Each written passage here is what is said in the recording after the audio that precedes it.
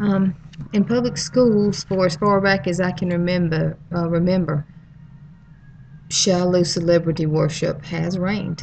Um, Today, though, the situation is much worse than it was in '88 when I graduated. Um, Elementary school kids are exposed to blatant immorality. They are exposed to violence at an ever increasing rate. Um, and I don't so much blame the teachers for that, because I mean there are some crappy teachers, but there's some who are really good, loving, nurturing teachers, but they've got their hands full. Their hands are tied by some of the ridiculous state regulations, and I know they're trying to avoid abuse, but there's a different kind of abuse going on, and parents are the ones who should be most held accountable when elementary school kids are talking about sexually explicit acts or threaten to stab each other with forks and carrying on like uncivilized barbarians. At some point, the parents have to be held accountable for that. Um, the children today are, and I may have already mentioned this in the last video, children in schools today are products of we parents from the 80s, and we're the products of parents from the 50s and 60s, and the 50s weren't so much bad. I think it kind of started veering away from family values a little bit in the late 50s, but we're products of generations that seem to just be carrying on and progressively getting worse with the acceptance and the partaking in immoral behavior. And that brings about some other problems, which we'll talk about in a minute. We have, in the public school system, we've departed from true learning. The atmosphere is not conducive to learning or true education. Kids know more facts about sports stars and celebrities than they do U.S. history and our own Constitution.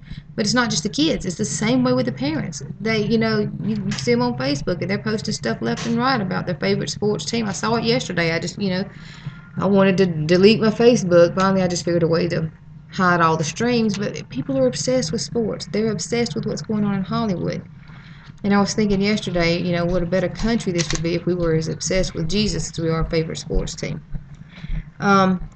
People care more about juicy gossip than they do what's going on in our nation or world. They care more about, who's sleeping with who or who got drunk last night than they do the Christians that's being butchered in the Middle East. And even here, the rights is being taken away from us here in America.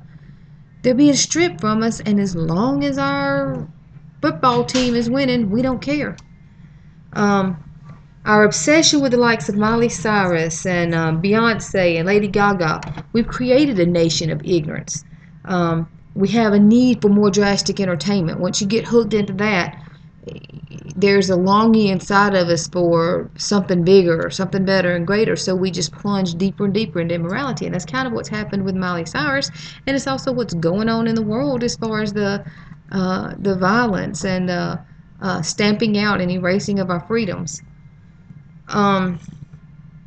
We have no clue about how these activities that's going on in the Middle East and Syria and Egypt affect us here in America and affect our freedoms, because we're ignorant. We don't study, we don't read, we don't learn, unless it's about Miley Cyrus and who she slept with last and who she's dating and who the guy is she's dancing, like an animal with on stage. That kind of stuff we care about, and that kind of stuff's not true learning, and it's because of those, it stems indirectly from those mindsets and attitudes. Our attitude that allows the activities in Egypt to go on, that allows us not to care what's going on, that allows us to sit back and let a corrupt government strip our freedoms away.